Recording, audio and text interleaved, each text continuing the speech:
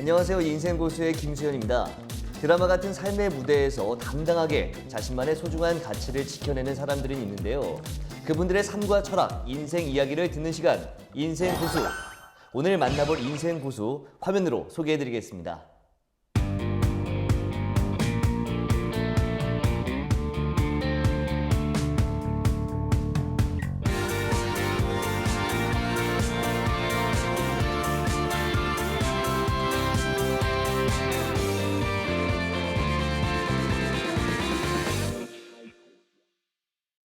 오늘은 뇌과학자 조장희 박사님과 이야기 나눠보도록 하겠습니다. 선생님 안녕하세요.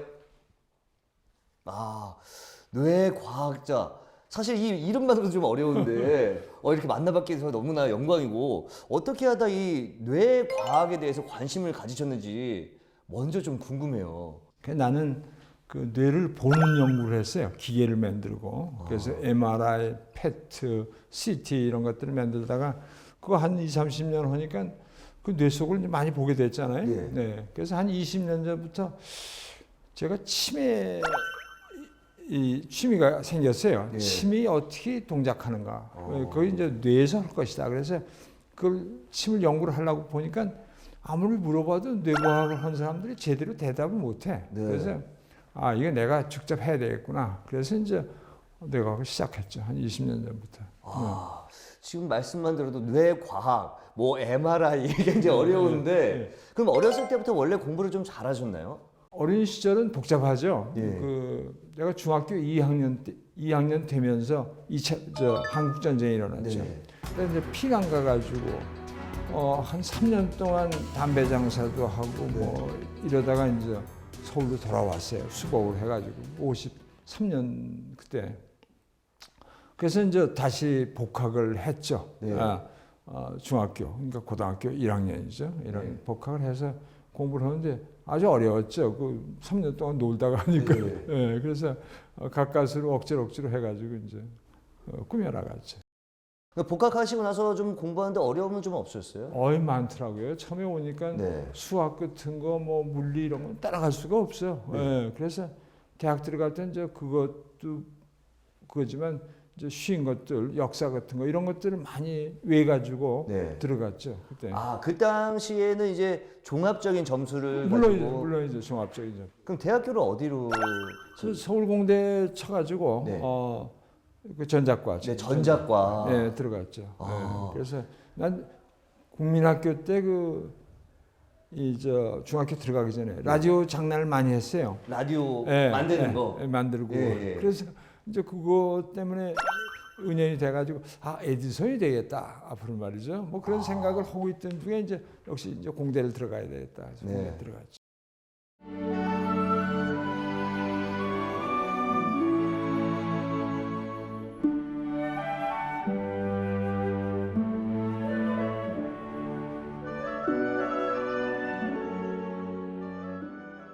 대학교를 가셨고 대학원까지 진학을 하신 거죠. 대학원도 그러면 전작과? 그렇죠. 네, 전작과를 진학을 하신 다음에 유럽으로 넘어가셨다고 했는데 어떤 계기가 좀 있었나요?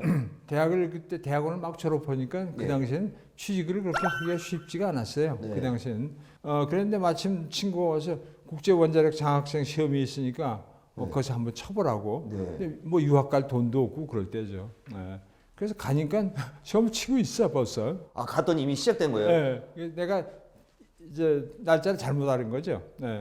그래서 그만 할 수 없이 이제 이걸 하고 집에 가려고 그러니까 그 시험관이 불러요. 그래서 왜 그러냐 그러니까 한 15분 시험 치기 시작하니 한 15분 됐는데 늦어도 치고 가라고. 그래서 연필도 없고 아무것도 없다는 게 자 빌려주겠다. 그래서 시험을 쳐서 합격을 했어요. 남들보다 지금 짧은 시간에 15분이야까지 큰 시간. 그래도 그냥 몇 문제를 풀지. 확실히 머리가 좀 비상하셨던 것 같아요. 좋으시고. 운이 좋았어요. 그래서 어디로 유학을 가시게 된 거예요? 그래서 국제원자력위원회에서 배당을 해요. 어디로 가라. 그래서 스웨덴으로 갔어요. 스웨덴. 스웨덴 upsala 대학이라는 데로. upsala 대학. 그게 아주 오래된 대학이에요. 거기서 그 원자력 관계 연구들을 많이 하더라고요. 글리본에서. 그럼 원하는 공부를 좀 할 수 있었나요? 스웨덴에 갔을 그거보다도 때? 가니까 분야가 조금 틀린데 네. 재미있더라고요. 그러니까 전자공학에서 물리학 쪽으로 간 거죠. 네. 원자물리, 핵물리 쪽으로. 가서 이제 공부들 하고 그러니까 재미있어. 그래서 열심히 했죠. 사실 선생님께서 굉장히 유명하신 게 보니까 CT, 네. MRI, PET 이게 사실 인체 과학을 이렇게 스캔하는 네, 네. 안을 살펴볼 수 있는 뇌를 그런 기계잖아요. 네. 그거를 개발하신 거잖아요. 10년 구라파에 있다가 스웨덴에 있다가 10년째 되던 해 우리 친구가 미국에 있는 친구가 예. UCLA로 오라고 아, 거기 오면 새 프로그램인데 글리 오라고 그래서 이제 거기 갔어요. 근데 예. 그땐 제가 9월 초에 도착했는데 9월 중순쯤 돼서 그 세미나를 하더라고요. 예. 세미나가 주제가 CT야. CT. 네, CT가 그 당시엔 CT-AT라고 그랬는데 예. 단층 촬영기죠. 예. 그게 막 나왔는데 그게 아주 혁신적인 거예요. 예, 그래가지고 전 세계가 아주 발칵 뒤집혔는데 예. UCLA에서도 마침 그 얘기들 하더라고. 그래서 나도 가만 들어보니까 재미가 있을 것 같아요. 그래서 이제 거기 얘기를 하다가 그거 내가 한번 해보겠다. 내가 미국에 막 도착했으니까 예. 그거 내가 한번 해보겠다고. 조금 큰 소리를 친 거지. 예. 그래서 집에 와서 이제 생각하니까 조금 후회가 가더라고요. 그 괜히 큰 소리 치고 가만히 있었으면 좋을 것 같아요. 예.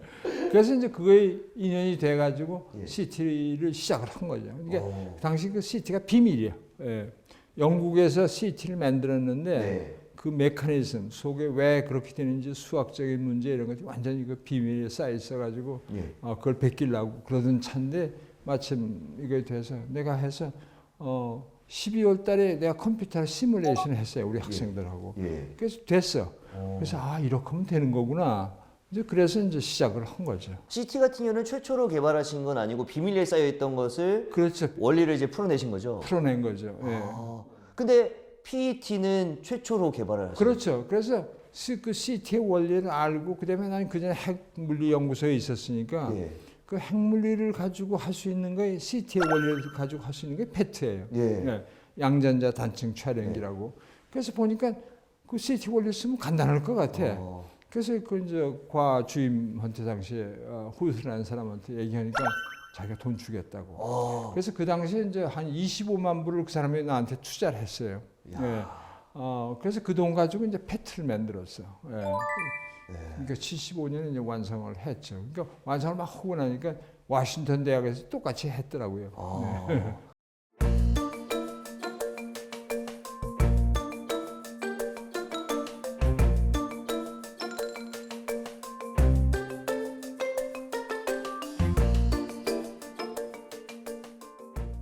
페트는 그 원리를 이용해서 만들었죠. 개발하셨고 네. MRI는 어떻게 되는 거예요? MRI는 내가 세계 처음으로 한 건 아니에요. 네네. 네, 그래서 페트를 하고 보니까 그 당시엔 그 페트가 굉장히 복잡해요. 네, 사이클로트론 가속기도 있어야 되고 뭐 여러 가지가 있어야 되는데 그래서 그랬는지 모르지만 그 당시엔 그렇게 그게 이렇게 번지질 않았어. 네. 그래서 UCLA에서도 뭐 별로 그거 한 거에 대해서 그렇게 대단하게 생각하고 하지 않더라고요. 그 당시에는 네. 그 옛날에. 그랬는데 내가 카이스트 한국과학기술원을 내가 왔다 갔다 했어요. 초빙 교수로.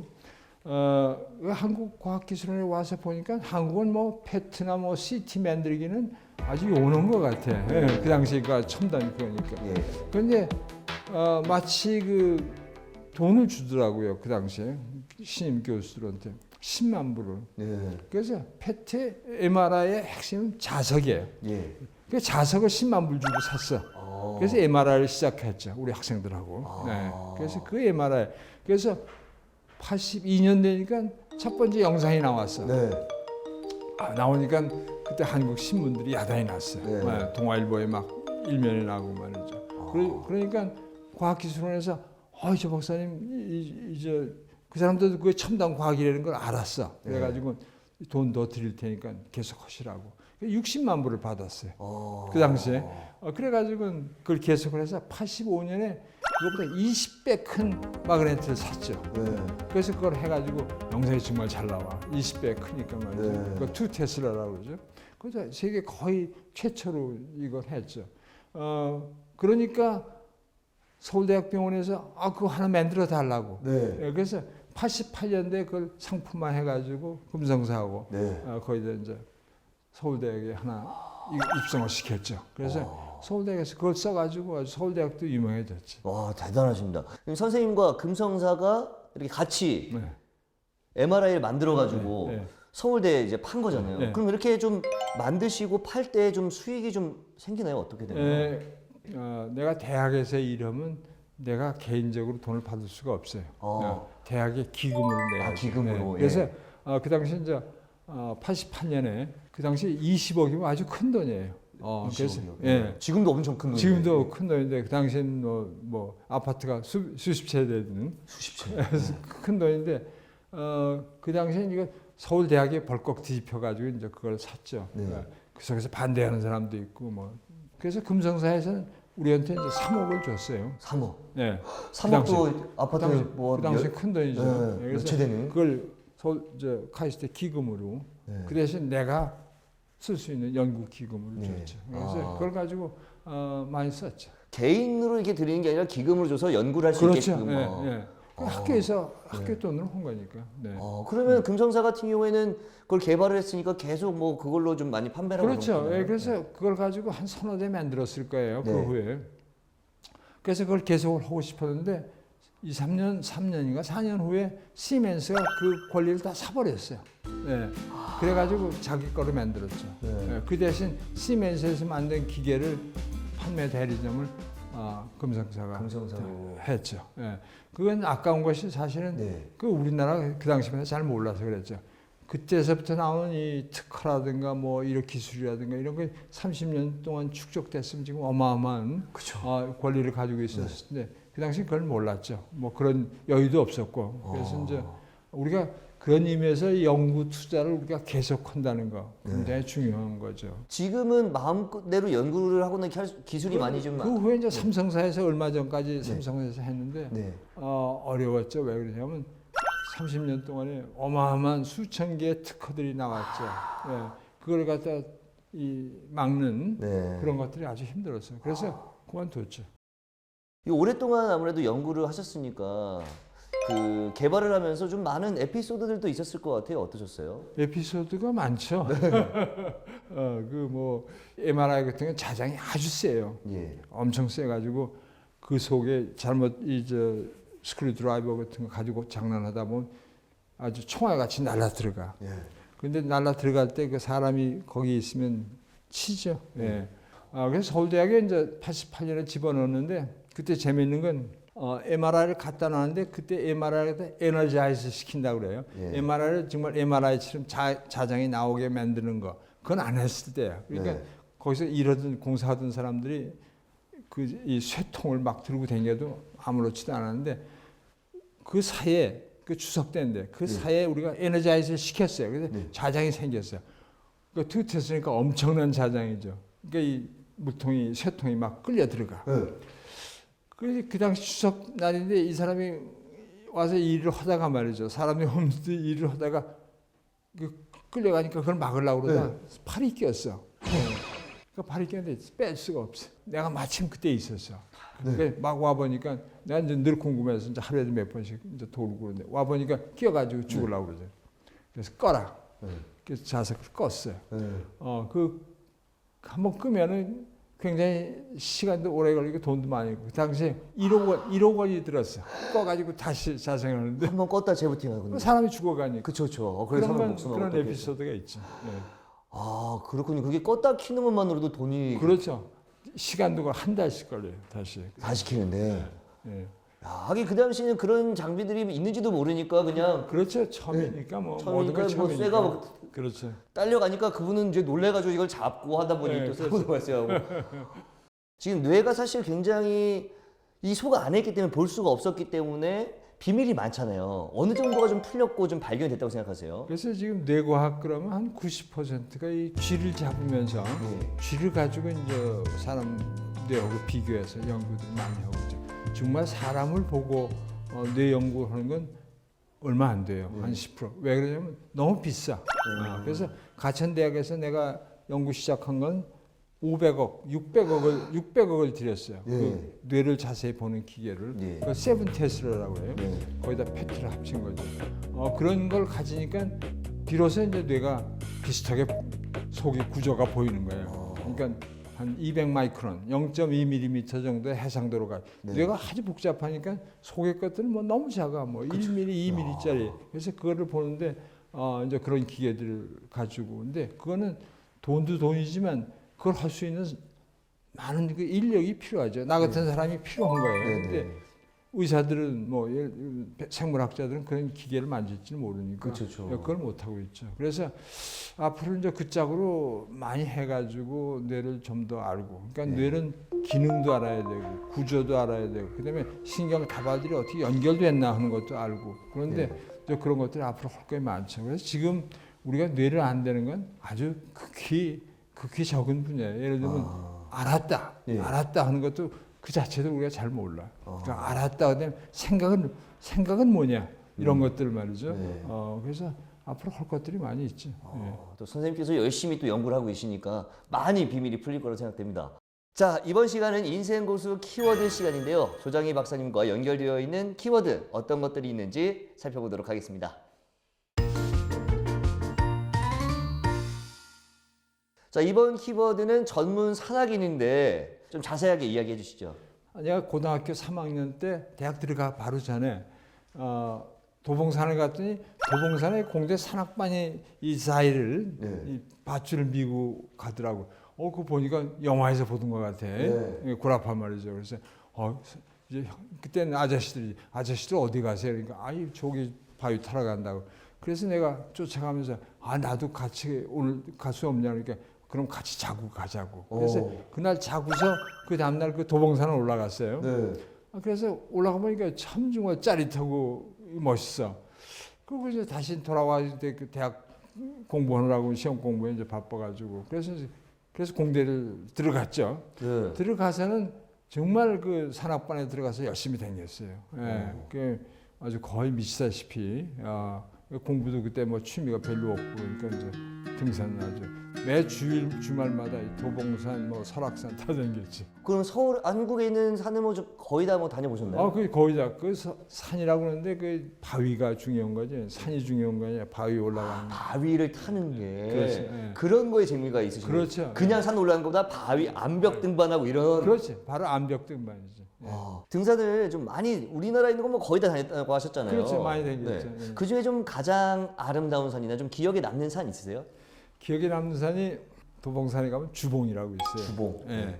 아주 지금 기둥처럼 생겼는데 그건 참 올라가기 힘들어. 네. 예. 내가 대학교 2학년 때 이제 그걸 또 한 친구하고 지금은 타게 했지만 네. 그 친구하고 둘이서 하루 종일 그걸 올라가지 못해가 떨어지고 올라가고 해서 가까스로 올라간 적이 있어요. 네. 지금도 아마 어려울 거예요. 근데 보통 그러면 무서워서 좀 안 하지 않나요? 왜 이렇게 네. 도전하시는지. 그런 거 한번 떨어지고 나면 내가 다시 안 가겠다고 생각해. 그런데 그럴 것 같은데. 근데 한 2, 3주 지나면 또 가고 싶어. 그 사이콜로지를 이거를 우리가 잘 모르죠. 왜 그렇게 미쳐가지고 하는지. 근데 그 젊었을 때 한번 해볼 만하죠. 만약에 대학을 안 가셨으면 뭐 전문 산악인이 진짜 되셨을 수도 있으시겠네요. 그럴 수 있죠. 왜냐면 내가 네. 그때 산악인이 정말 되려고 그랬어요. 아 진짜요? 네, 진짜 그 알프스 대학 그 산악대학도 가고 그러려고 그랬는데 그때 그 다 이제 깨졌죠. 네. 그렇군요. 자, 다음 키워드 살펴보도록 하겠습니다.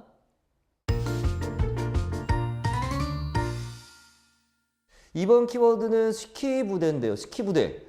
뭔가 관련이 있을 것 같은데. 등산하고 스키하고 그러니까 같이 돼 있어요. 왜냐면 네. 등산에 가서 눈이 많이 오면 이제 스키를 타야 되니까. 네, 그래서 스키도 이제 같이 대관령에서 이제 매 탔죠. 그 당시에 스키 타시는 분들이 많지 않지 않았나요? 거의 없었죠. 네. 그때 마침 그 서울 공대가 옛날 고공자리인데 네. 거기에 이제 그 고공 학생들이 타던 스키들이 많이 남아 있었어요. 그때만 해도 일제히 그 잔재가 남아 있을 테니까 그걸 가지고 이제 대관령에 가서 스키를 탔어요. 대관령에 가서. 네. 그 스키 타다가 그러면 스키 부대라는 거는 뭐 어떻게? 스키를 3년을 탈 때 그때 내 육군 대위를 알았어요. 네. 그 당시 육군 대회를. 그렇죠. 예. 그 대회가 이제 일군 사령부에 있는 대회인데 스키를 매년 타러 와. 그래서 친구가 됐죠. 그러고서 이제 나 군대를 차출돼서 갔는데 네. 조금 얼마 안 되니까 한 8개월, 9개월 되니까 육군 대위가 나한테 일군 사령부에 전화를 건 거예요. 네. 스키 부대를 만들어야 되겠는데 스키 타는 사람이 하나도 없다. 그러니까 너가 좀 와서 같이 하라. 그 내가 이제 거기 조인을 해서 스키 부대를 만드는 이제 이게 됐죠. 그 당시 스키 타는 사람이 많지 않았고 또 잘 타는 사람은 더더욱 없었으니까. 그렇죠. 한 100명도 안 됐을 거예요, 전부. 그럼 스키 부대 인원이 몇 명이나 됐어요? 스키 부대 그때 모았죠. 스키 부대 전 일군 사령부 내에서 이제 모아가지고 60명을 모았어요. 네, 그래서 이제 그 사람들을 아주 특별 훈련을 시켰죠. 겨울에. 네. 그러면 지금도 좀 스키를 타시나요? 어떠세요? 작년까지 스키 탔어요. 작년에도요? 네, 네. 어떠세요? 아직도 몸이 좀 이렇게 많이 그러니까 타시나요? 어렸을 때 탔으니까 그게 저절로 타는 거죠. 네, 그러니까 늦게 배운 사람들은 못 타. 근데 어렸을 때 탄 사람 그대로 탈 수 있어요. 이게 원래 자전거처럼 한번 배워놓으면 몸이 이렇게 움직이듯이. 네, 똑같은 거죠. 그 procedural memory라고 그러죠. 네. 잘 들었습니다. 자, 그럼 다음 키워드도 살펴보도록 하겠습니다. 이번 키워드는 정직이에요. 정직. 네, 네. 정직은 어떤 연관이 있으신지. 스웨덴에 가서 그 정직한 걸 배웠어요. 스웨덴에서. 네. 참 아주 정직한 나라더라고요. 그러니까 어렸을 때부터 정직한데 한 예를 내가 들면 내가 이제 UCLA에 왔어요. UCLA에 와가지고 내 친구들은 이제 교환 교수로 내가 같이 데리고 왔어요, 몇 명이. 근데 그때 그 당시에 이제 CT로 내가 유명해져가지고 CT 심포지엄 스탠포드 대학에서 하는데 가니까 나는 아니까 내가 뭐 학생이라든가 포스닥이라든가 그런 거 해서 등록금을 싸게 할 수는 없는 거예요. 그러니까 학생은 당시 75불, 포스닥은 80불, 교수는 250불. 어우, 차이가 많이 나네요. 차이가 많이 나죠, 늘. 그래서 내가 그 친구 보고 너는 잘 사람들이 모르니까 포스닥으로 80불에 등록을 해라. 그랬더니 나 얼굴 빤히 쳐다보는 거예요. 그래서 아이고 내가 실수했구나. 그 사람들은 완전히 정직한 사람들이에요. 스웨덴. 그렇죠. 그런데 뭐 약삭 빠르게 뭐 돈 이런 걸 안 하는 사람들이에요. 그래서 그렇게 그만큼 정직한 나라 사람들이죠. 그런데 정직이라는 게 이제 살아보니까 그게 내가 일생에 말이죠. 그런 이걸 해가지고 벌 수 있는 돈이 얼마 안 돼. 0.00001%도 안 돼. 근데 그걸 가지고 많은 사람들이 소위 영어로 하면 메스업을 하고요. 잘못 자기 인생을 바꾸고 잡혀 들어가고 이러는데 처음부터 그 국가에서 말이죠. 어렸을 때부터 가르쳐주면 너가 정직하지 못한 것이 결국 너한테 이익이 안 된다 하는 걸 아주 가르쳐줘야 돼 제대로. 저 같아도 그렇지만 조금 싸게 할 수 있으면 좀 싼 방법을 선택할 수 있는 게. 나도 그랬어요. 나도 그래 그 사람한테 이제 그렇게 한 건데 지금 생각해 보면 그 뭐 100불 한 거 일생의 전체를 합치면 아무것도 아니지. 전체 인생에서 보면 진짜 아주 작은 금액인데. 그러면 스웨덴 같은 경우는 그런 정직에 대한 교육을 좀 많이 안 해요? 그걸 어려서부터 가르치는 것 같아요. 그래서 정직하면 나라가 효율이 생겨요. 효율이, efficiency가. 그래서 지금 그 서점 같은 데 가면 금요일부터 놀아요. 금요일 놀고 토요일 놀고 일요일 노는데 그런데도 불구하고 세계에서 제일 잘 사는 나라예요. 왜? 효율이 있으니까. 그런 것 같아요. 그렇군요. 우리나라도 좀 그렇죠. 정직에 대해서 교육을 좀 더 많이 해서. 우리나라가 만약 전부 국민이 그렇게 서전시를 정직하다면 얼마나 좋겠어요. 얼마나 그러니까 예를 들어서 한 2, 3천만 원 먹고서 몇 조 원의 큰 프로젝트를 갖다 망가뜨리는 공무원들 예를 들면 말이죠. 그 얼마나 손해야 국가 전체를 볼 때 말이죠. 그런데 그런 일이 아주 뭐 다반사로 일어나고 있잖아요 지금. 그래서 정직이 얼마나 중요한가 하는 걸 우리가 참 잘 알려주면은 나라를 위해서도 개인을 위해서도 좋을 거다.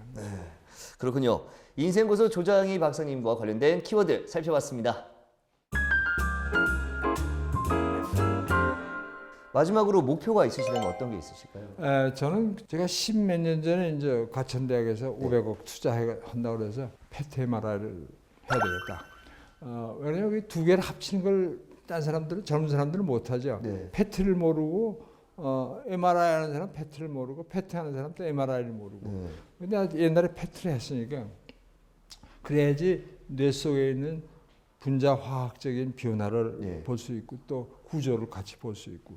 이 세라토닌 얘기 많이 여러분도 들으셨죠? 세라토닌이 많아야지 이제 기분도 좋아지고 행복 호르몬 하죠. 그리고 무슨 잠도 잘 자고 말이죠.